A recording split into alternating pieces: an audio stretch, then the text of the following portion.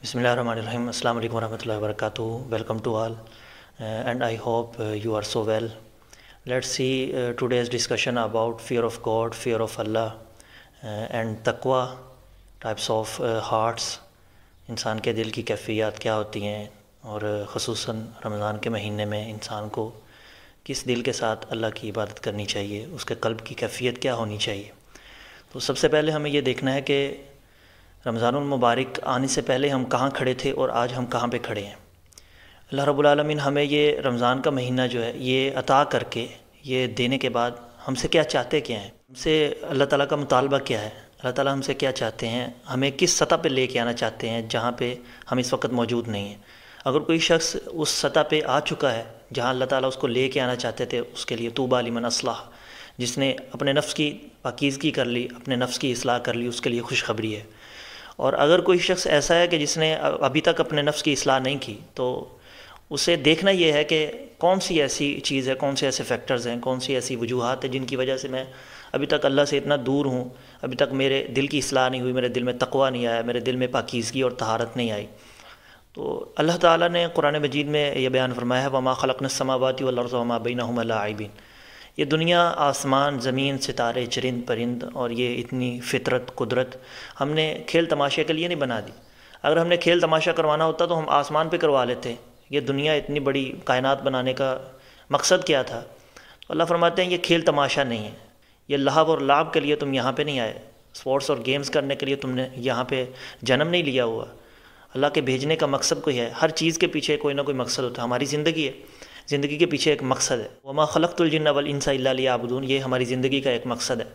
नमाज़ पढ़ते हैं, वाक़िमिस्सलात लिज़िक्री, नमाज इसलिए पढ़ी जाती है ताकि तुम मेरी याद में रहो, तुम मेरी याद से कहीं गाफिल ना हो जाओ।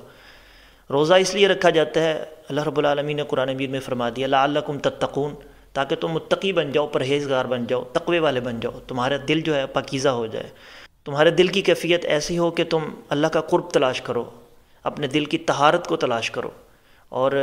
दिल को शर से बचाओ, शैतान से महफूज रखो। क्योंकि रमज़ान के महीने में ख़ुसूसन दो रास्ते होते हैं, एक रहमान का रास्ता होता है और दूसरा शैतान का रास्ता होता है। शैतान का रास्ता अल्लाह रमज़ान में बंद कर देते हैं, वसुलसिलतिश शयातीन वसुफ़िदतिश शयातीन, शयातीन को तो बंद कर दिया जाता है, लेकिन जो एक रास्ता बचता है बाकी वो अल्लाह का रास्ता होता है, रहमान का रास्ता होता है। तो इस रहमान के रास्ते को तलाश करके इस पे अमल पैरा होकर सिरात मुस्तकीम ढूंढ कर, अला इन्ना सिरातल्लाहिल जन्नह, जो अल्लाह का रास्ता है, जन्नत का रास्ता है, यही इंसान की असल कामयाबी है और यही इंसान के दिल की इस्लाह है। रसूलुल्लाह सल्लल्लाहु अलैहि वसल्लम ने फरमाया फ़अौमा बियदिही, यहाँ आपने इशारा किया आपने अपने दिल की तरफ और फरमाया कि तक़वा यहाँ पे होता है, इंसान के दिल में होता है। अल्लाह का खौफ, खशियत इलाही इंसान के दिल में होती है। यहाँ से इंसान के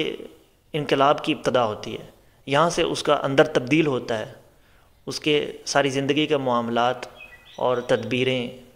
और तफक्कुरात, उसकी सोचें यहाँ से तब्दील होना शुरू हो जाती हैं। असलाफ़ ने यह लिखा है कि अगर कोई शख्स चाहता है कि मेरे दिल की इस्लाह हो जाए तो वो अपने दिल को अल्लाह के खौफ से भर ले। क्योंकि दिल की जो एक कैफियत है, दिल की जो माहियत होती है वो एक प्याले की तरह होती है। तो लिखते हैं कि अगर प्याला जो है वो किसी चीज़ से भरा हुआ हो तो अलाइशात और शुरूर, शयातीन के शुरूर उसमें दाखिल नहीं हो सकते। और अगर वो बर्तन जो है वो खाली हो तो उसमें खशियत, उसमें तक़वा, अल्लाह का डर, अल्लाह का खौफ नहीं होता, तो उस वजह से उसके अंदर अलाइशात, उसमें शयातीन के शुरूर वो शामिल हो जाते हैं। नबी अलैहिस्सलातु वस्सलाम ने वैसे भी शयातीन के शुरूर से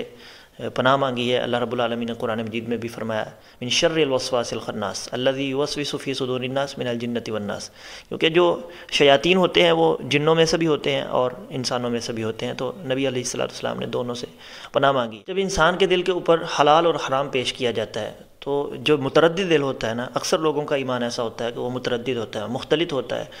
कभी वो रहमान की बातों को तस्लीम करता है, कभी शयातीन की बातों को तस्लीम करता है, कभी अल्लाह की मान लेता है, कभी शैतान की मान लेता है, कभी वो कुरान पे अमल पैरा हो जाता है और कभी शैतान की मान के उसके पीछे लग जाता है, उसके पीछे चलना शुरू कर देता है। अल्लाह के नबी फरमाते हैं अल हलालु बय्यिनुन वल हरामु बय्यिनुन, हलाल भी वाज़ेह है, हराम भी वाज़ेह है, व बैनहुमुल मुश्तबिहात अक्सरुन नासि ला यअलमुहा, अक्सर लोग जो मुतशाबे चीज़ें हैं हलाल और हराम दोनों के दरमियान, इनसे गाफिल हो जाते हैं, इनकी पहचान नहीं कर पाते, क्योंकि उनके दिल में तक़वा नहीं होता, खशियत नहीं होती, दीन में मजबूती नहीं होती। इस वजह से वो मुतशाबे चीज़ों से परेशान होकर अपने दीन को ख़राब कर लेते हैं। اور آپ نے فرمایا کہ استبرأ دینہ وعرضہ، جس شخص نے ان متشابہات سے بچ کے اپنی زندگی کو گزار دیا، اس نے اپنا دین بھی بچا لیا اور اس نے اپنی عزت بھی بچا لی۔ متردد دل والے شخص کی کیفیت یہ ہوتی ہے، اس کی حالت اس طرح بیان کی جاتی ہے کہ ایک شخص اپنی بکریوں کو اپنی چراگاہ کے کناروں پہ چرا رہا ہے،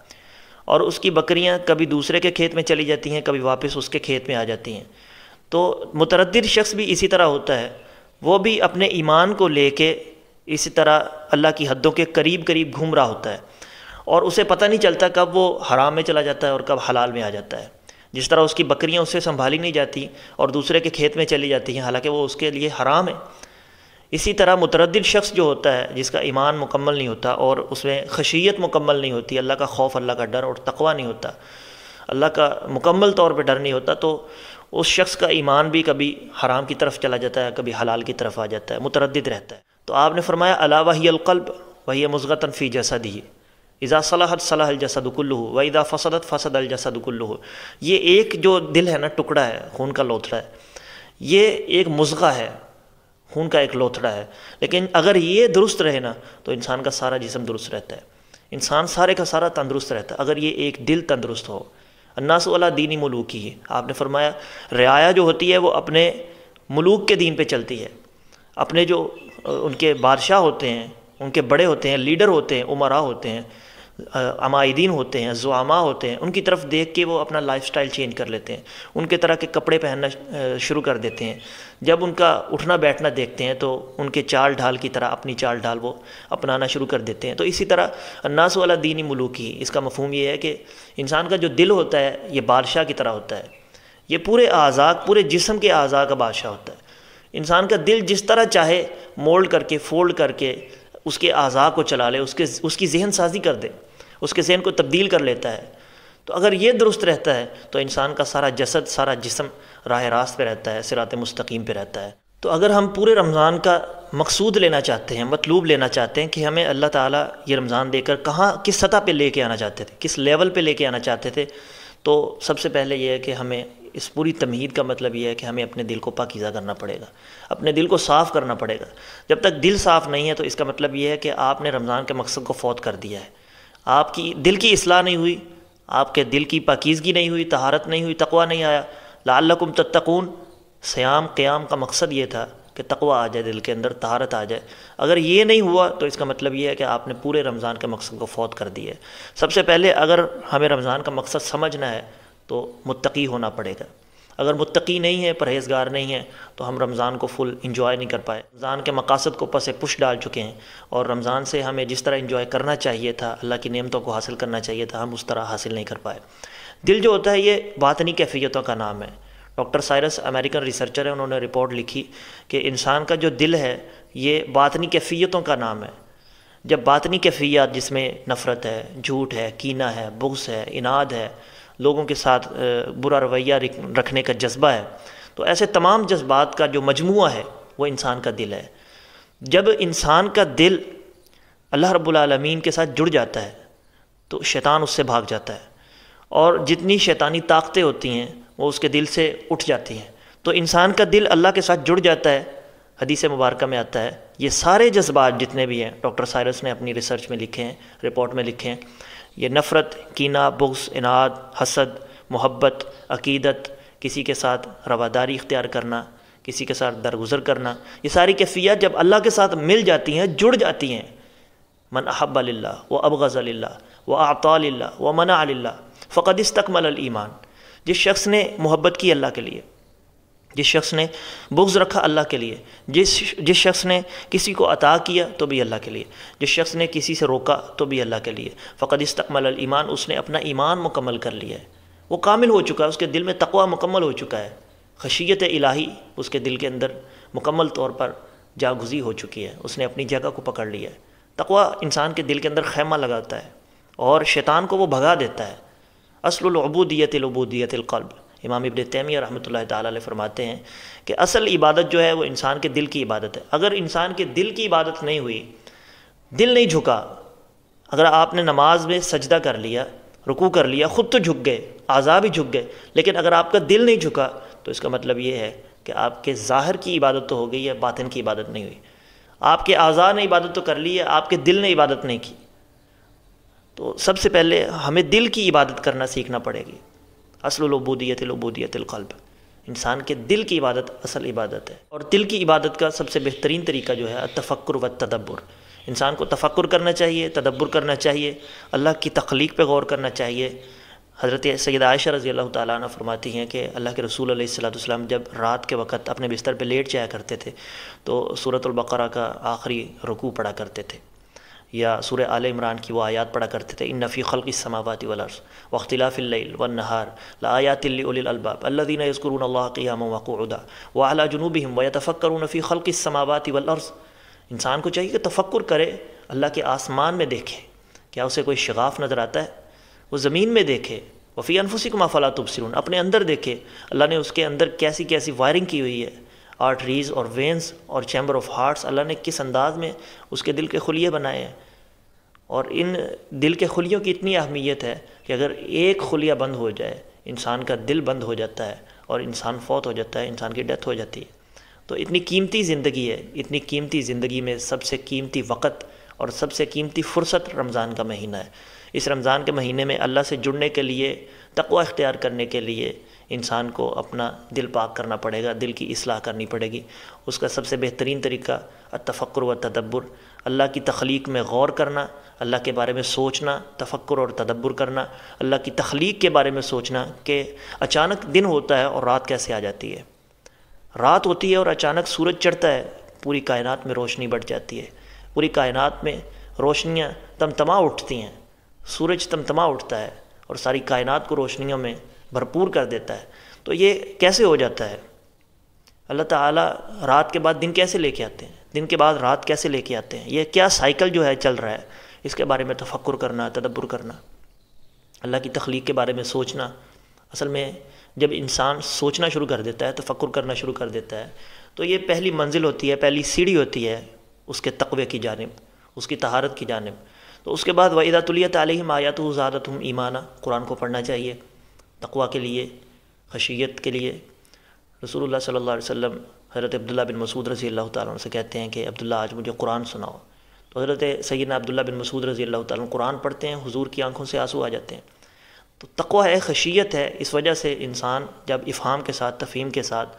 پورے انہماک کے ساتھ، بصیرت کے ساتھ قرآن کو پڑھتا ہے تو اس میں ضرور تقوی آ جاتا ہے، اس میں خشیت آتی ہے، ہمارے دلوں سے اللہ کا خوف اٹھ گیا ہے، خشیت اٹھ گئی ہے۔ نبی علیہ الصلوۃ والسلام کا یہ معمول ہوا کرتا تھا کہ آپ رات کو تہجد پڑھا کرتے تھے تو پاؤں میں ورم آ جایا کرتے تھے، اتنی اتنی لمبی عبادت کیا کرتے۔ سیدہ عائشہ رضی اللہ تعالیٰ عنہ فرماتی ہیں اللہ کے رسول آپ تو مغفور ہیں، آپ تو معصوم ہیں، معصوم عن الخطا، آپ بخشے ہوئے ہیں، تو آپ اتنی لمبی عبادت کیوں کرتے ہیں؟ آپ نے فرمایا افلا اکون عبدا شکورا، کیا میں اللہ کا شکر گزار بندہ نہ بنوں، اللہ کا شکر گزار بندہ نہ بنوں جس نے مجھے خاتم النبیین بنایا، اتنا بڑا منصب عطا کیا ہے، جو نبیوں کا سردار بنایا، اتنی نعمتیں عطا کی ہیں، میری امت کو اللہ کثرت کے ساتھ جنت الفردوس میں داخل کریں گے۔ میں اپنی امت پہ قیامت کے دن فخر کروں گا، کسی نبی کی اتنی امت کثرت کے ساتھ نہیں جائے گی جتنے میری امت میں سے لوگ کثرت کے ساتھ جنت میں جائیں گے۔ لیکن ہمارے دلوں میں سے خوف اس طرح اٹھ چکا ہے کہ جیسے ہمیں قیامت یاد ہی نہ ہو، اللہ کا خوف ہمارے دلوں سے اٹھ چکا ہے۔ سیدہ عائشہ رضی اللہ تعالیٰ عنہ فرماتی ہیں کہ رسول اللہ صلی اللہ علیہ وسلم اتنا ڈرتے تھے اللہ سے، خوف اتنا تھا کہ جب آندھی آتی تھی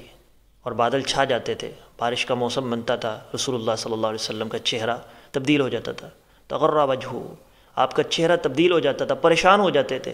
اٹھ کے کبھی خیمے سے باہر آتے ہیں، کبھی اندر چلے جاتے ہیں، پھر اٹھتے ہیں، کبھی مسجد میں چلے جاتے ہیں، مسجد سے پھر گھر آ جاتے ہیں۔ سیدہ عائشہ رضی اللہ تعالیٰ عنہ فرماتی ہیں اللہ کے رسول اس موسم کے اندر تو لوگ انجوائے کرتے ہیں، لوگ اچھا شگون لیتے ہیں، اچھا تاثر لیتے ہیں، اور بچے خوشیاں مناتے ہیں کہ اب باران رحمت برسے گی، تو آپ پریشان کیوں ہو جاتے ہیں، آپ کا چہرہ تبدیل کیوں ہو جاتا ہے؟ تو آپ نے فرمایا کہ جو ہم سے پہلے امتیں تھیں انہوں نے بھی یہی سمجھا تھا، ھذا عارض ممطرنا، کہ بارش ہے، برسائے گی، ہماری کھیتیاں اگیں گی، سبزہ اگے گا، ہمارا اناج اگے گا، اور ہمارے لیے کھانے پینے کی اشیاء اگیں گی۔ اللہ تعالیٰ ہم پر مہربان ہو گئے، لیکن اللہ تعالیٰ نے اس قوم کی خطاؤں کی وجہ سے، خطا کاروں کی کثرت کی وجہ سے آسمان سے ان کے اوپر عذاب بھیجا، اور دھوئیں کے دھموکے، اور اللہ تعالیٰ نے اوپر سے آسمان سے حجارت منضود، پتھریلے پتھر پھینکے کہ جن کے اوپر لوگوں کے نام لکھے ہوئے تھے اور وہ ان کو جا جا کر لگ رہے تھے۔ تو ایسا ایسا عذاب دیا اللہ نے، پوری کی پوری بستیاں الٹا کے رکھ دی۔ آپ نے فرمایا اس وجہ سے میرا چہرہ جو ہے تبدیل ہو جاتا ہے۔ حضرت عمر بن خطاب رضی اللہ تعالیٰ عنہ جلیل القدر صحابی ہیں، 22 لاکھ مربع میل ان کی حکومت ہے، اور اتنا اللہ سے ڈرتے ہیں، خشیت اتنی ہے کہ حضرت حذیفہ رضی اللہ تعالیٰ عنہ کو بلاتے ہیں اور کہا حذیفہ تمہیں میں اللہ کی قسم دے کے کہتا ہوں، حالانکہ اللہ کے رسول صلی اللہ علیہ وسلم کی زبان سے بشارت سن چکے ہیں عمر فی الجنہ، عمر تو جنتی ہے، لیکن اس کے باوجود حضرت حذیفہ رضی اللہ تعالیٰ عنہ کو بلاتے ہیں اور بلا کے یہ کہتے ہیں، قسم دے کے کہا کہ اس لسٹ کو نکالو جس لسٹ کے اندر منافقین کے نام لکھے ہوئے تھے، دیکھو اس لسٹ کے اندر کہیں عمر کا نام تو نہیں آ گیا، کہیں عمر کا نام اس کے اندر تو نہیں لکھا ہوا ہے، منافقین میں تو وہ شامل نہیں ہو چکا ہے۔ خوف اتنا تھا، ڈر اتنا تھا، اللہ سے ڈرتے اتنے تھے۔ والذین یؤتون ما اتوا وجلت قلوبہم، مومن کی یہ شان ہوتی ہے جب اللہ کی نشانیاں اس کو نظر آتی ہیں، اللہ کا خوف آتا ہے تو اس کا دل ڈر جاتا ہے، اس کے دل میں خشیت آ جاتی ہے، اللہ سے خوف کھاتا ہے۔ وَلِمَنْ خَافَ مَقَامَ رَبِّهِ جَنَّةً، اور جو شخص اللہ کے سامنے کھڑے ہونے سے ڈر جاتا ہے، اللہ تعالیٰ اس کو دوہری جنت دیں گے، 2 جنتیں عطا فرمائیں گے۔ سورہ رحمان میں اللہ تعالیٰ نے بیان فرما دیا۔ حضرت حسن بصری رحمۃ اللہ تعالیٰ علیہ رات کے وقت اٹھتے ہیں اور اٹھ کے رونا شروع کر دیتے ہیں، اور ان کی اہلیہ پوچھتی ہیں کہ کیا ماجرا ہے، رو کیوں رہے ہیں؟ تو کہتے ہیں ذکرت لی ذنبا فبکیت، مجھے اپنی جوانی کا ایک گناہ یاد آ گیا جس کی وجہ سے میں رو رہا ہوں۔ بوڑھے حسن بصری، سفید داڑھی ہو چکی ہے، اور اب رو رہے ہیں کہ میں نے جوانی کا ایک گناہ کیا تھا، آج وہ مجھے یاد آ گیا، میں نے اس سے توبہ نہیں کی تھی، تو اب اٹھ کے اللہ سے توبہ کر رہے ہیں۔ اس قدر خوف، اس قدر ڈر، اور محدثین کا اتفاق ہے اس بات کے اوپر۔ رسول اللہ صلی اللہ علیہ وسلم کی حدیث مبارکہ آپ نے فرمایا کہ ایک وقت آئے گا کہ مدینہ کے بڑے عالم سے کوئی بڑا عالم نہیں ہوگا، مدینہ کے عالم سے بڑا کوئی عالم دین نہیں ہوگا، مدینہ کے محدث سے بڑا کوئی محدث نہیں ہوگا، کوئی فقیہ نہیں ہوگا، اور محدثین کا بالاتفاق اجماع ہے اس بات کے اوپر کہ وہ شخص امام مالک رحمۃ اللہ تعالیٰ علیہ تھے۔ امام مالک رحمۃ اللہ تعالیٰ علیہ کے بارے میں شاگرد لکھتے ہیں کہ جب عشاء کی نماز ادا کرتے گھر میں جاتے، گھر میں جا کر مصلی بچھا لیتے، گھٹنوں کے بل کھڑے ہو کے اپنی داڑھی کو پکڑ لیتے، وہو قابض علی لحیتی، اپنی داڑھی کو پکڑ کے کھینچتے، اور پھر اللہ کو مخاطب ہو کے کہتے، اے اللہ تو جانتا ہے جنتی کون ہے، جہنمی کون ہے، اللہ تجھے پتہ ہے تو نے اپنی کتابوں میں کس کا نام جنتیوں میں لکھا ہوا ہے، کس کا نام جہنمیوں میں لکھا ہوا ہے۔ لم ینام مالک قط، مالک اس وقت تک سوئے گا نہیں حتی تخبرنی، جب تک تو مجھے بتا نہیں دیتا کہ میرا نام جنتیوں میں لکھا ہوا ہے یا جہنمیوں میں لکھا۔ مالک اپنے بدن کو سکون نہیں دے گا، مالک اپنے جسم کو راحت نہیں دے گا، مالک تب تک سوئے گا نہیں جب تک تو بتا نہیں دیتا کہ مالک کو تو نے جنتیوں میں لکھا ہے یا جہنمیوں میں لکھا ہوا ہے۔ یہ ہے اصل ڈر اور خوف کہ انسان جو عمل کرتا ہے کیا اس کا عمل قابل قبول ہوا یا نہیں، اللہ کے ہاں اس کو رد کر دیا گیا۔ یہ جب ڈر آ جائے انسان کے دل کے اندر کہ جو میں نماز پڑھ رہا ہوں، جو میں سجدہ کر رہا ہوں، کیا وہ اللہ کے ہاں قبول ہو رہا ہے یا نہیں، اللہ کے ہاں کہیں وہ رد تو نہیں کیا جا رہا، میری عبادت کہیں ضائع تو نہیں ہو رہی۔ ویل للمصلین، نماز پڑھنے والے بھی ہلاک، اللہ فرماتے ہیں نمازیں پڑھ پڑھ کے پھر بھی ہلاکت کی طرف جا رہے ہوں گے۔ تو یہ وہ لوگ ہیں کہ جو خشوع کے ساتھ نمازیں نہیں پڑھتے، جن کا دھیان اپنے کاروبار میں ہوتا ہے، جن کا سارا فوکس اپنے پیسے میں ہوتا ہے، مال میں ہوتا ہے، حرص میں ہوتا ہے، کاروبار میں ہوتا ہے، گھر بار میں ہوتا ہے، بیوی بچوں میں ہوتا ہے۔ جب نماز پڑھنے کے لیے انسان آ جاتا ہے تو اس کے لیے صرف اللہ کافی ہونا چاہیے، اس کے سامنے صرف اللہ ہونا چاہیے۔ حدیث مبارکہ میں کہتا ہے جب انسان سجدہ کرتا ہے وہ زمین پہ سجدہ نہیں کرتا، وہ اللہ کے قدموں میں سجدہ کرتا ہے۔ تو جب انسان اللہ کے قدموں میں سجدہ کر رہا ہے تو سپر پاور جس نے پوری کائنات کو کن کہہ کے پیدا کر دیا، وہ تمہاری ساری ضروریات کو سمجھتا ہے۔ جب انسان اس کے سامنے سجدہ کر رہا ہوتا ہے تو انسان کو چاہیے کہ اسی کے ساتھ لگا کے رکھے، خشوع اختیار کرے اپنی عبادت کے اندر۔ رابعہ بصری بصرہ کی رہنے والی تھیں، بہت نیک خاتون تھیں، رات کے وقت اپنے مصلی پہ بیٹھی ہوئی ہیں، تہجد کی نماز ادا کر رہی ہیں۔ باپ نے دیکھا اٹھ کے تو بیٹی اپنے مصلی پہ بیٹھی عبادت کر رہی ہے، استغفار کر رہی ہے، دعا کر رہی ہے، التجا اور فریاد اللہ تعالیٰ سے مانگ رہی ہے۔ باپ کہتا ہے کہ بیٹا سو جاؤ، صبح کے کام بھی ہوتے ہیں، تھک جاؤ گی، اتنی لمبی عبادت ریاضت نہ کیا کرو، اپنے جسم کے بھی حقوق ہیں وہ بھی ادا کیا کرو۔ کہا جی ابا سو جاتی ہوں۔ باپ یہ دیکھ کر کہ بیٹی ہاں کہہ رہی ہے سو جاتی ہوں، باپ سو جاتا ہے۔ تھوڑی دیر گزرتی ہے، باپ پھر دیکھتا ہے تو بیٹی مصلی پہ ہوتی ہے۔ باپ پھر سختی سے تھوڑا کہتا ہے کہ بیٹا تمہیں بتایا ہے نا کہ صبح کے کام ہوتے ہیں، تم ابھی سو جاؤ، باقی صبح پڑھ لینا، اشراق کے نوافل پڑھ لینا، چاش کے نوافل پڑھ لینا، نماز اوابین پڑھ لینا، تم اضافی نوافل پڑھنا چاہتی ہو تو ظہر کے بعد ادا کر لینا۔ بیٹی نے کہا جی ابا جی سو جاتی ہوں۔ باپ پھر تیسری دفعہ پھر اٹھتا ہے، دیکھا بیٹی مصلی پہ بیٹھی ہے۔ رابعہ بصری سے کہا کہ بیٹا تمہیں ایک بار بات کہی سمجھ نہیں آتی ہے؟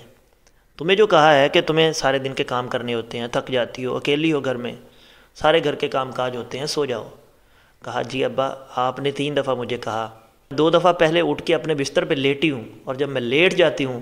تب مجھے یوں لگتا ہے کہ میرے بستر کے نیچے جہنم کی آگ دہک رہی ہے، میرے بستر کے نیچے جہنم کے انگارے دہک رہے ہیں، مجھے ڈر لگتا ہے، اور میں پھر اپنے مصلی پہ آ جاتی ہوں، اللہ سے استغفار کرتی ہوں، توبہ کرتی ہوں، اور اللہ سے تقوی کا حصول مانگتی ہوں۔ حضرت عامر ابن ربیعہ رضی اللہ تعالیٰ عنہ 5 وقت کے پکے نمازی تھے، تکبیر اولیٰ بھی کبھی نہیں رہی تھی، گھر میں پڑے ہوئے ہیں، بیمار ہیں، اٹھا نہیں جا رہا، مؤذن نے اذان دی، کان میں آواز پڑی اللہ اکبر اللہ اکبر، تو کہا اپنے بیٹوں سے کہ مجھے اٹھا کے مسجد میں لے کے چلو۔ بیٹوں نے کہا ابا جی آپ کی طبیعت ٹھیک نہیں ہے، آپ نماز نہیں پڑھ سکتے ہیں۔ حضرت عامر رضی اللہ تعالیٰ عنہ فرماتے ہیں کہ آج تک جب سے میں نے ہوش سنبھالی ہے میری کبھی تکبیر اولیٰ سے نماز نہیں رہی، اور آج بھی نہیں رہے گی۔ بچوں نے اٹھایا، مسجد میں لے گئے، مسجد میں لے کے گئے، جب امام صاحب نے سجدہ کیا، سجدے کی حالت میں روح پرواز ہو جاتی ہے، اللہ کے ہاں پہنچ جاتے ہیں۔ تو یہ خشیت اور تقوی ہے کہ جو انسان کو اختیار کرنا چاہیے، جو ہمارے اسلاف میں تھا اور ہمارے اندر مفقود ہے۔ ہمیں اس بارے میں سوچنا چاہیے کہ ہمیں اللہ رب العالمین جہاں لے کے آنا چاہتے تھے، جو تقوی ہمیں دینا چاہتے تھے لعلکم تتقون کے تحت، کیا ہم روزہ رکھ کے متقی ہوتے ہیں؟ کیا ہم روزہ رکھ کے وہی لغویات کی طرف ڈٹے رہتے ہیں اور اپنے آپ کو غلاظت میں بھرتے رہتے ہیں، جھوٹ بول کر وَلَمْ يَدَعْ قَوْلَ الزُّورِ وَالْعَمَلَ بِهِ فَلَيْسَ لِلَّهِ حَاجَةٌ۔ اللہ فرماتے ہیں جو شخص روزہ رکھ کے بھی جھوٹ بولتا ہے، غیبت کرتا ہے،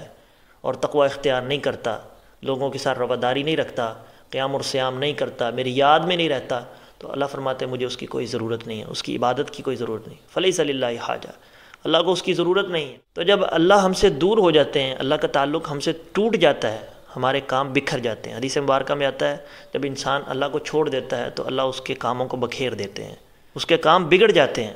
صبح کام کے لیے نکلا تھا لیکن اس سے پہلے اس سے 2-3 کام اس کو اور نکل آئے، فون آیا، فون کال آئی، اور اس سے پتہ چلا کہ مجھے 2-3 کام اور کرنے ہیں۔ اللہ رب العالمین اس کے کاموں کو بکھیر کے رکھ دیتے ہیں۔ ہمیں چاہیے کہ ہم تقوی اختیار کریں، جو ہمارا مقصود ہے، مطلوب ہے، اس رمضان المبارک کے مہینے کا قیام اور سیام کریں، تقوی اور طہارت اختیار کریں، پاکیزگی اختیار کریں، لوگوں کے ساتھ اچھا تعلق رکھیں، صدقہ اور خیرات کریں۔ یہ وہ نیکیاں ہیں جو انسان چھوٹی چھوٹی نیکیاں اس کو سمجھتا ہے، لیکن قیامت کے دن اس کے سامنے اتنے اتنے بڑے انبار لگے ہوئے ہوں گے، اور وہ پوچھے گا کہ یا اللہ اتنی اتنی بڑی نیکیاں تو میں نے کی بھی نہیں تھی۔ تو اللہ فرماتے ہیں یہ وہی نیکیاں ہیں جو تو نے اخلاص کے ساتھ کی تھی، لیکن تو ان کو حقیر سمجھتا تھا۔ آج اس حقیر نیکی کو میں نے اتنا بڑا مقام اور درجہ دیا ہے کہ تیرے سامنے پہاڑوں کی طرح وہ کھڑی کر دی ہیں، اور تیرے جنت میں جانے کا یہ باعث ہے۔ تو اللہ تعالی ہم سب کو عمل کی توفیق عطا فرمائے۔ والسلام علیکم ورحمۃ اللہ وبرکاتہ۔